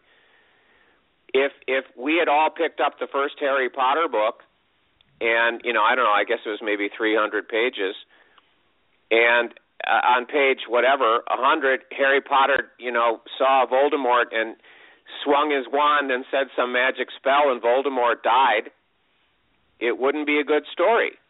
But it was a good story with the twists and turns and all the stuff that happened through all the books. And so many of us would, if consciousness or whatever you want to call it were to say, hey, I'll snap my finger, knock out all the cloud cover, and put you into phase 3 right now. Or you can have a journey over 5 years, 4 years, 3 years. For me it was about 8 years in phase 2. And then I'll give you the goodies. Which one would you take? Most of us, based on cloud cover, would take the finger snapping, make it immediate, because we're so fed up, with what we've been struggling with. But the reality is this is all about stories, and this is about experiences, and this is about journeys. And if you have finger snapping magic, instant movement from point A to point B, you cheat yourself out of that. So if you're going to move through the cloud cover, you're going to move from phase 2 to phase 3, the odds are it's going to unfold with a story, with twists and turns, with things that happen that unfold over time. And if you're like I was, the mind resists that and fights that and says, enough of this. I've been struggling with this my whole life. Screw it. I just want all this bad stuff gone, and I want all the good stuff present, and enough is already, I paid my dues. I've done my whatever. Now I just want the goodies. But when it's all said and done, as difficult as things got for me, I wouldn't trade 1 second of it. And I'm glad as hell that it wasn't finger-snapping magic and that my grandfather didn't give it all to me on a silver platter when I was 12. I wouldn't trade 1 second of the story. But the thing is, again, if there's a point A, there's a point B in your story, the odds are the journey's going to unfold over time with a lot of interesting opportunities, and it isn't going to happen immediately. And what I've seen for myself and thousands of people all over the world is, no matter how difficult it gets, when they look back on the journey from whatever the point A was to the point B, their appreciation is just through the roof. But not when they're in the middle of it. And that isn't the way it was with me. I felt like giving up so many times. Didn't think I had the strength to continue. But now, wow. Anyway, I just wanted to add that. This is all about stories, and they unfold over time with twists and turns and other things, and that's the way the journey through the cloud cover tends to as well. And I'll add one other thing just quickly.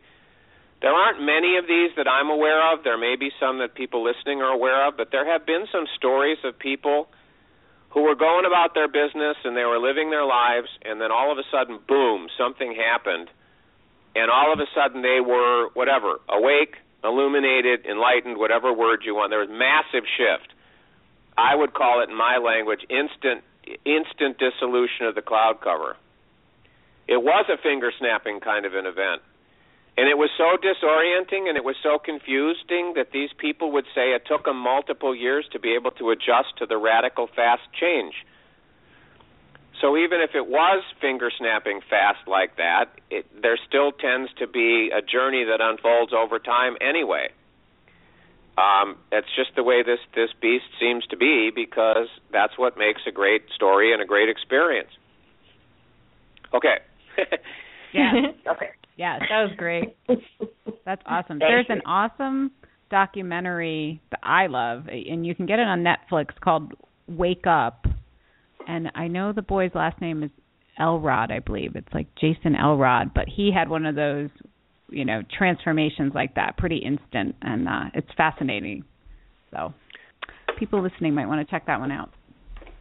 Yeah, there's a woman I'm aware of. Her name's Katie Davis. And she has a famous story about that. She was a yoga instructor. She had no interest in spiritual things or awakening or enlightenment or anything like that. And all of a sudden she woke up one day or whatever and whammo. And she actually said it took her 8 years to adjust. Wow.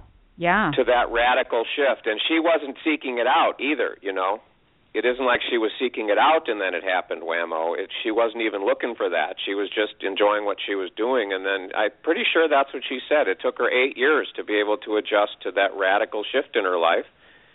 It's a fascinating story. Yeah. I can't say that happened exactly to me, but in some ways I can really relate to that. Because like I said, 5 years ago, this was not my sphere at all. And now it's like I speak a different language. So it's interesting how it unfolds. Yeah. So, Rachel, do we have any other questions, Rachel? We do, yeah. Thank you so much, Patty, by the way. Oh, thank you. And it just goes back to the fact that, our thoughts can't create our things, because she wasn't thinking about that, right? Yeah, but again, if you look at your life with brutal honesty, you see that that's more often the case. Mm-hmm. There's the stuff that you wanted that doesn't happen. There's the stuff that you were afraid of that doesn't happen. And then there are all these things that happen that you never thought of, never would have thought about in a million years that happen. And so it doesn't take a lot of work to realize that that's a myth. But it's a sexy myth. It is. To a lot of people with cloud cover phase 1 dynamics in place, feeling powerless, disliking their lives, to be told, hey, you got power. And all you got to do is change your thoughts, change your beliefs, use this technique, do this or that, and you can create anything you want. It's a very appealing message for in a phase 1 world, number one, and because it's all about stories, the trying to do these different kinds of things and whatever happens and them not working and different, it creates great opportunities for great human game, human story experiences, and so it's great raw material for stories, but it's a very appealing message, which is why we all get so sucked into it, my bias, and why we keep trying different techniques and different paths when so many of them continue to fail is because we're holding out hope that maybe we can have that kind of power, that maybe we really can change our lives, and all right, well, that stuff didn't work, but maybe this new technique will, and it's a very seductive message, but if you look at it and you look at your own life, there are exceptions. There are people that will say, I used the law of attraction, I visualized, I did this, I did that, and I got this, and this. there's a lot of stories like that, but if you really push on those, and I have done this a lot in my life, including when I worked with Tony Robbins way back when, those are the exceptions. But if you were to say to people, okay, how many times did you try these techniques and got what you wanted, and how many times did you try and you didn't? Most of the times you try and you don't, even though from time to time it appears to work. But if somebody told you a technique was magical and it never worked, it wouldn't be seductive, it wouldn't be sexy, people wouldn't do it. So that's why, to my bias, these things occur in phase one the way they do, because when they do appear to work sometimes, then all of a sudden it's, well, then maybe it'll work for me. And then you can go down roads and have all kinds of experience. If it always failed, you couldn't do that. So the way the stories are written, they work sometimes, enough to give hope, but not enough to change the phase one dynamic. And it doesn't ultimately change till you move into phase two, you knock out enough cloud cover, and then you have the opportunity to go in phase three. Anyway, I'm rambling, but these are all important points to me. Yeah. Awesome. So, and you can ramble here anytime, Robert. Yeah. We love it. We have a question from 337422. Hi. Hello. Hi. This is Casey. Hey, Casey. How are you? What's your question? Good.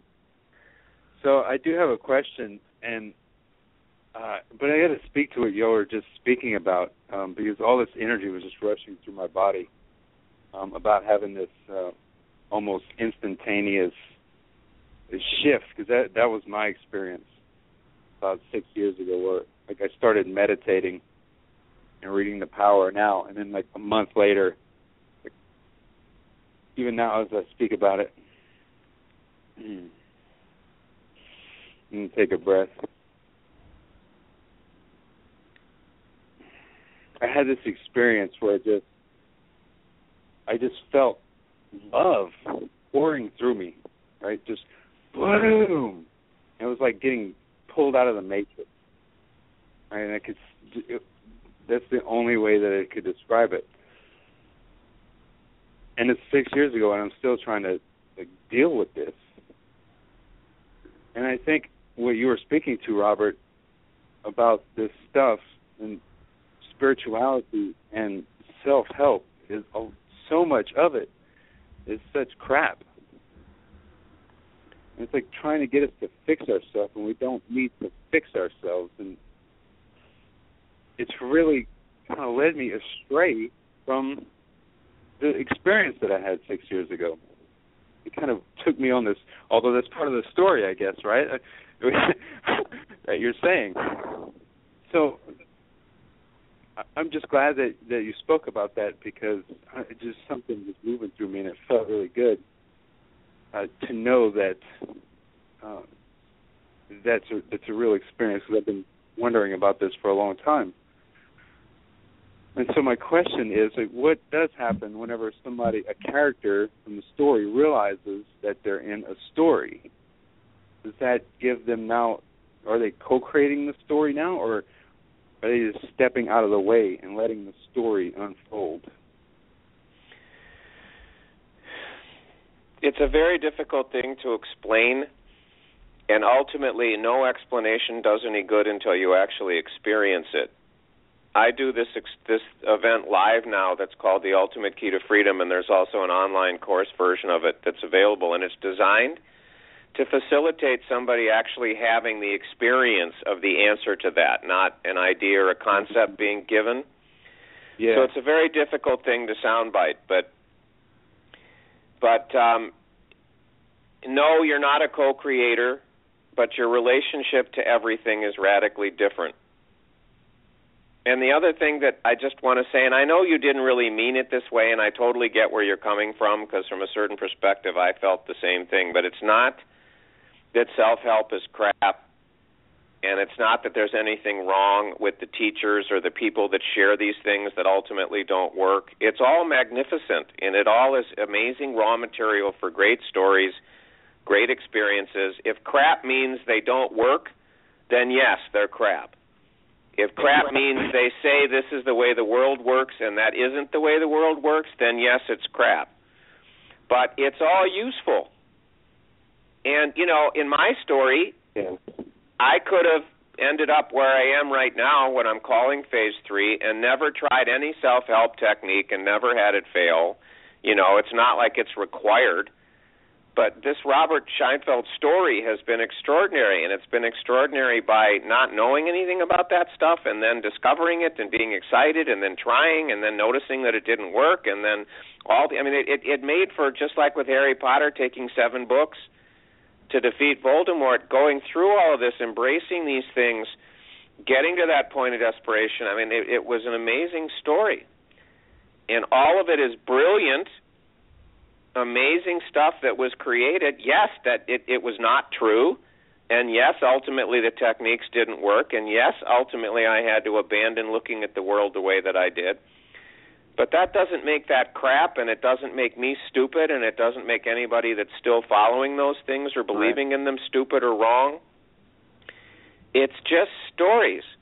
If you were to go to Amazon, if you were to go to a big bookstore and you were to go into the fiction section and look at all the books on the shelves, they're all about these different stories and amazing things happening to unique characters. And some of them would include techniques that didn't work, and some of them would be about spiritual path and this kind of stuff, and some of them wouldn't. But it's all just stories. And the self-help stuff, the dead ends of it, the quicksand of it, all of that is great raw material for amazing stories. And there was something else that you said that I wanted to address, but it has escaped me.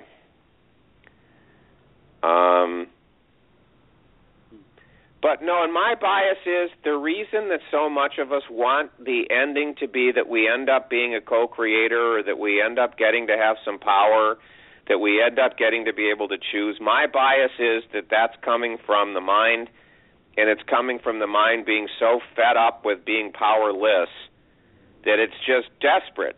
It's almost like a whiny little kid that's actually saying, when do I get to decide? But it isn't coming from any place real, and I don't know a single character where my language now is where ultimate freedom awakened in their story or Phase 3, they're playing in the sunshine, that has any desire to be the decision maker or to be in control or to be able to choose. It just goes away. It's not in the sunshine. But I think the reason it's there and the reason there's still a hunger for it or curiosity about it is because of the powerlessness of Phase 1. And when the sun begins to shine and you begin to experience the truth of it, and part of the truth is you are the author. As I mentioned before, you can't separate the character from the author. You can't, and you really have a sense of that, not as an idea, but as an experience. All this stuff just goes away.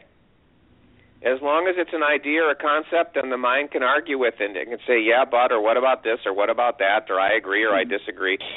When it's an experience, all of that goes away because you're just experiencing what the truth of it is. And as I said, speaking a little bluntly, the mind shuts up. Yes. There's nothing to argue with or wonder about anymore when you're actually experiencing the truth of something. The mind can even say that it's enlightened, right? Like, I am enlightened. This is what it is. If you're not in the actual experience of it. That's what you're saying, something like that? It's in that family, yeah. Again, that's another long discussion, but what Phase 3 really is, what enlightenment really means, how does the individual fit into it, but it takes care of itself when things become experiential, and that's been one of the other unique aspects of this Robert story, and what I've been sharing is and what I've been seeking as a writer, teacher, whatever you want to call it. And it's still just a story, but at the story level, it's how can I facilitate the experience of truth awakening in somebody? Not just ideas and concepts but what can actually happen that awakens the actual experience of it. And at the story level, that's what I've been seeking for a long time, to have the experience myself and then to be able to help other people have it, but not just to tell them a bunch of stuff that's true, to support the actual experience of it awakening, and that's where all of this takes care of itself. Yeah, thank you so much. Thank you. Thanks, Casey. Thank you, Casey. And Casey, I'll say that the course he's referring to, the Ultimate Key to Freedom, I'm halfway through, and you really do experience it. He makes it really easy to find what he's talking about in yourself and in your story and everything, and actual, feeling of it, having the experience of it. So, yeah, check that out if that sounds cool for you. All right, so we have a question from the chat. Mysterious Mysteries says, I was wondering about following desires. If someone really wants to travel to Hawaii, but they don't have the money, can they trust that as long as they start the journey and keep applying the process to any negative feelings that come up, will it work out for them? There's no guarantee of that, no. Again, that's bad news for a lot of people. It's not to me. There are a number of reasons for that. The first level of the reason for that is a lot of times what we call a desire is a distortion that's coming from cloud cover. And it isn't what you really want, and it isn't something that would really give you whatever the benefits are that you think it would. It's a distortion that's coming from, in my language, cloud cover dynamics. And it wouldn't really float your boat. It wouldn't really be the great thing. So to me, anytime there's a desire for something that appears, to my bias, there's a question mark after it. Okay, I'm aware of a desire for da-da-da-da. We'll see what happens. But so much of the time in phase 1 anyway, and even continuing into phase 2, it's a phantom, It's coming from some sort of distortion. And when you're experiencing truth and you've knocked out enough cloud cover, a lot of those desires, over time, they all just vanish because they were phantoms. But there's all kinds of stories, Somebody had a desire for da-da-da-da. They worked for weeks, they worked for months, they worked for years in order to experience it, and they finally got this thing that they wanted, and then there was an emptiness in it. Or there was some joy and pleasure, whatever, for a very brief period of time, sometimes shockingly brief, and then it's all of a sudden, now what?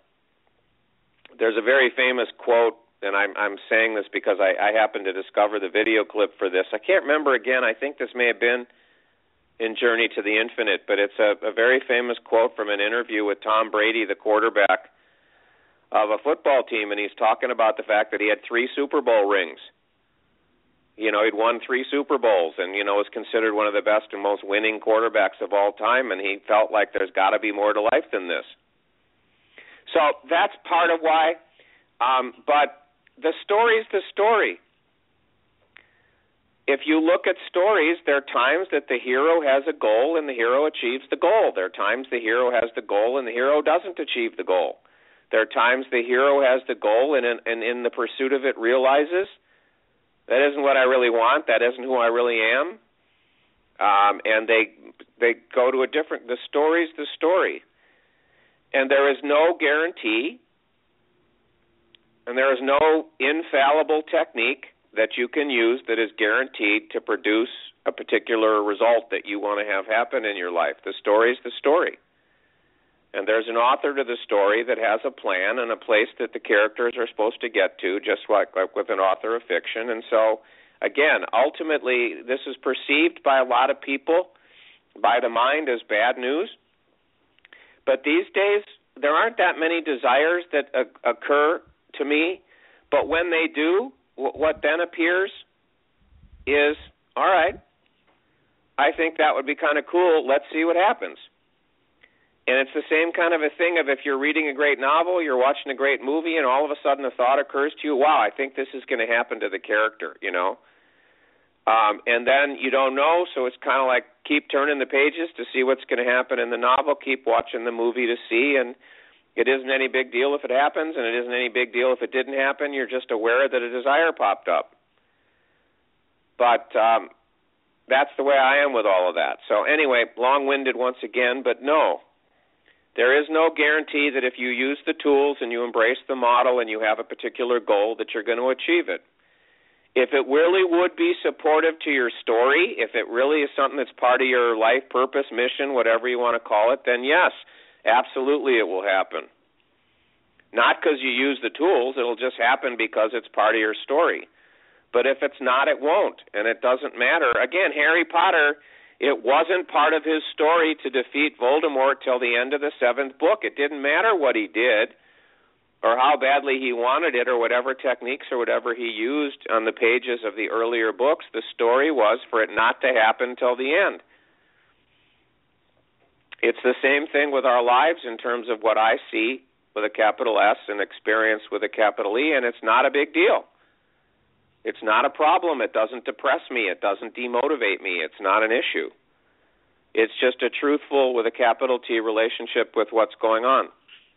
And when you knock out enough cloud cover, again, a lot of these desires disappear. Attachment to them disappears. And then, as some of the spiritual teachings say, there's massive appreciation for what is appearing and what does appear, whether it aligns with some desire or not. That, to me, is the truth of it.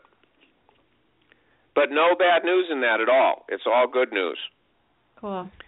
If you aren't meant to go to Hawaii because that hasn't been written in the story, to use your example, then you're not going to go there. And the reason you're not going to go there is because it wouldn't support your story in the way that you think it would or in any other way. And if it would support your story, and that's why the desire's there, and stuff's done over a period of time to work your way towards getting there, whatever that is, saving up the money, saving up the vacation days, quitting a job and whatever it is, then the journey to get there will happen. But there's no guarantee of any particular outcome on this path.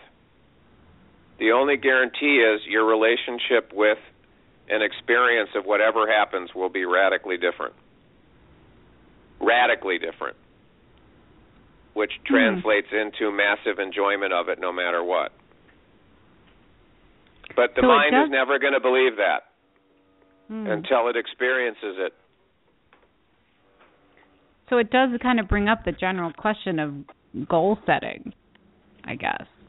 And that's something we do to entertain ourselves, right? Like we set a goal, like I want to go here in 2015.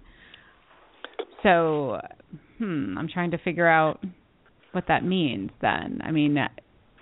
Well, this gets tricky and it can get very confusing, especially because there is so much evidence out there about people that were taught to set goals and were taught these strategies for achieving them, and they will say, setting an intention, setting a goal, blah, blah, blah, changed my life. And I wouldn't be where I am now if I hadn't, There's a zillion examples of that being true. Is there any power in goal setting? To me, the truth is no. Is setting goals and achieving some of them and finding ways to do it and it seeming like the goal had power useful for some stories? Absolutely.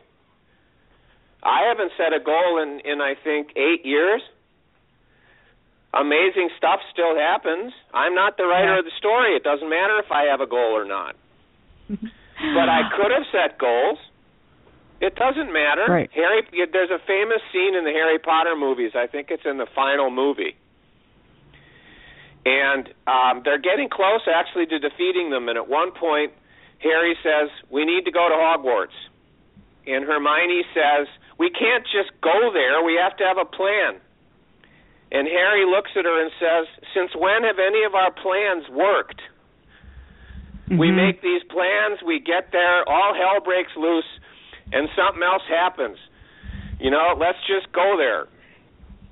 And so if what I now call true creative essence, used to call consciousness expanded self, wants to have a character, set goals, wants it to appear as if there was some magic formula to achieve them, it can write that into the story, and it can appear that way.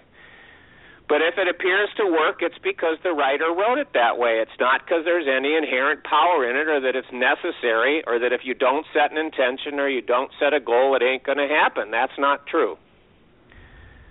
But if we were to study 1,000 people on this path through phase 2 into phase 3, if we were to study 1,000 people and in their stories, ultimate freedom is awake, to use my current language, we'd find people that still set goals. They don't care. They're not attached to them, but they still set goals. They still have targets, and what happens, happens, and other people that don't, and we'd see all kinds of variety. The important thing to me is to realize the truth, which is there's no power in it. If it happens, it happens. If it doesn't, it doesn't. It's not necessary. And if there's power in it, if there appears to be cause and effect in it, it's because the writer wrote it that way, not because it's just inherently powerful or, the way it is, the way you have to live. That's my bias. Yeah, that's interesting. Well, I've lived my whole life. I'll be 46 in a month, and I have never been a goal setter, and I've sort of felt guilty about that because so many people are, and I've just naturally kind of just motored along. And so far, it's worked out pretty well. But that's interesting. Interesting view. Yeah. I mean, again, I don't say what I'm about to say in a judgmental way at all. I'm just observing something that appears. If you go into Tony Robbins' world, if you talk to a guy like Tony Robbins, if you talk to a lot of people that are in his sphere of influence, they'll tell you all kinds of stories about how they set goals and they modeled somebody and they this and that and it turned their life around and they all of a sudden started to make money and blah, blah, blah and all these things. And there's so much evidence about spiritual things, about mainstream things, about goals, about everything. There's so much evidence to support that this is the way it is. I've just been taken into seeing that that's not the way it is. It can happen if it's been written into the story, but the power is always in the writer. The power is never in the characters or what appears to be going on in the story. I mean, again, what I said before to me is the truth. It's just my bias, but it's the truth. If a character in a story says something, does something, thinks something, feels something, produces any result, what had to happen first? If you're reading it in the pages of a novel, no matter what it is, it had to be scripted there. Yeah, the writer had to write it or you can't be experiencing it. It's the same thing in a movie. If you see something on the screen, somebody had to put it there. Somebody had to write it. And to me, that's the truth. So if the story is there's cause and effect, but again, if you study goal setting and people are brutally honest, and what happens so much is they're not. They goal set for 100 things, they get 10 of them, they conveniently forget that they didn't get the other 90, and then they say goal setting works. That's what tends to happen in phase 1.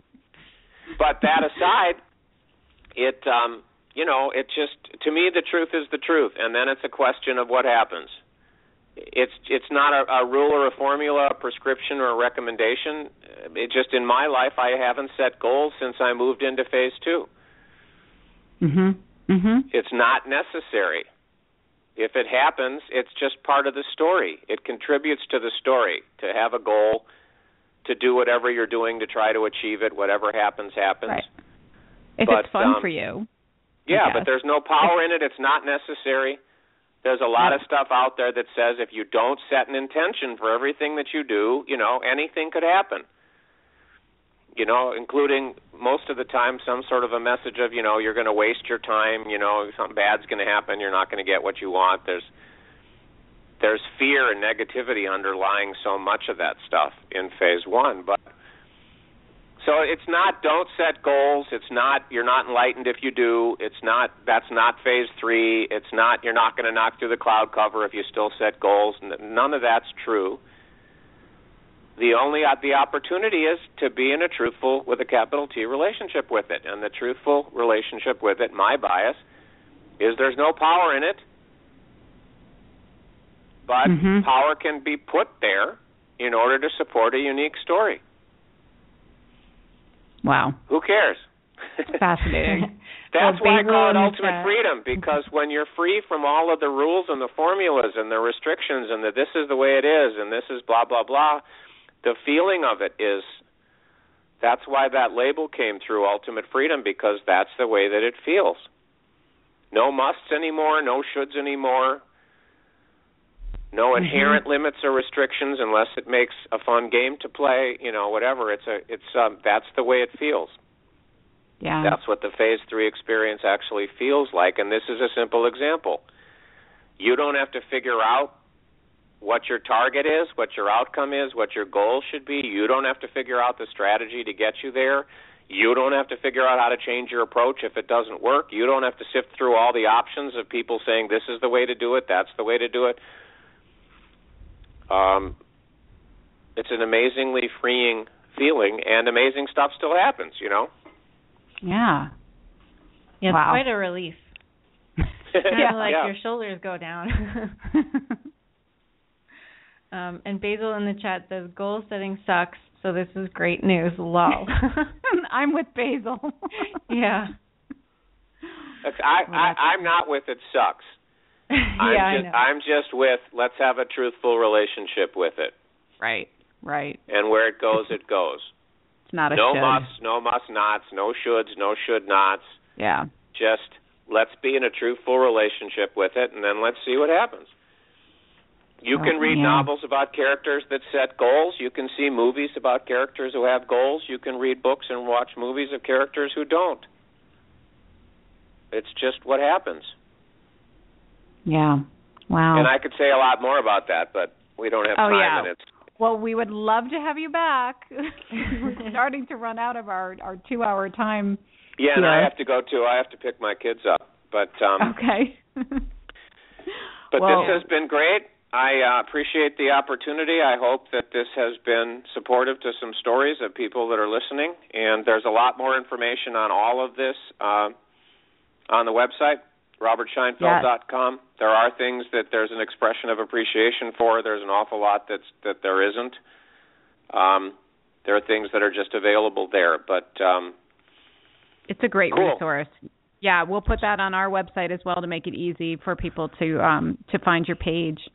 And we so appreciate all your time. Yeah, thank you very much. This has and been my wonderful. intention and the way I close some emails is to say, I wish you an ever-expanding experience of truth with a capital T, and that's what I wish for you two, Megan and Rachel, and everybody listening. That's my passion. An ever-expanding experience of truth with a capital T. It's a fun ride. Thank you so much. Thank you. Bye-bye for now. Have a great day. Bye. Bye. Wow, Rachel. That was awesome. Oh, did you have fun? Yes, I had a lot of fun. And even though my head is still a little blurry from being in his course, because I've been watching it nonstop for a few days now. Yeah, it was a great conversation. I'm so glad that he joined us. So grateful for the time, and just the outpouring of love in the chat room has been incredible too. Mysterious Mystery says, thanks for this. Sadly, I have to run. Basil says, that was very helpful. Thank you. So, yeah, thanks for everybody too who called in, who listened, who asked a question, who was on the chat, and people listening to the replay. We really appreciate you coming. Yeah, absolutely. We've got a great community here. If you have additional questions that you want to talk about, anything that was discussed today, feel free to post on our Facebook page. If you just go to Facebook and search on Soulfullpreneur, you'll find us. And, we'd love to chat with people. I think this brought up so many issues and little, what does that mean? And I need to go back and listen to this again. Yeah, I'm probably going to put it on right after we hang up too. So yeah, exactly. Yeah. So reach out to us. We love talking about this stuff, and especially about Robert's work. So make yourself known. Nope. We're getting the warning of time here, so we'll have to sign off. Visit the Enlightenment Evolution page on Facebook to learn about all the shows on the network. And that sounds great. Well, thank you, Rachel. I'm so excited that we got to do this, and here's to bigger and better shows in 2015. It was awesome today. Yeah, great. Thanks, Megan. All right, thanks. Thanks, everybody, for listening. Hugs to everybody. We'll talk to you next week. Bye. Bye.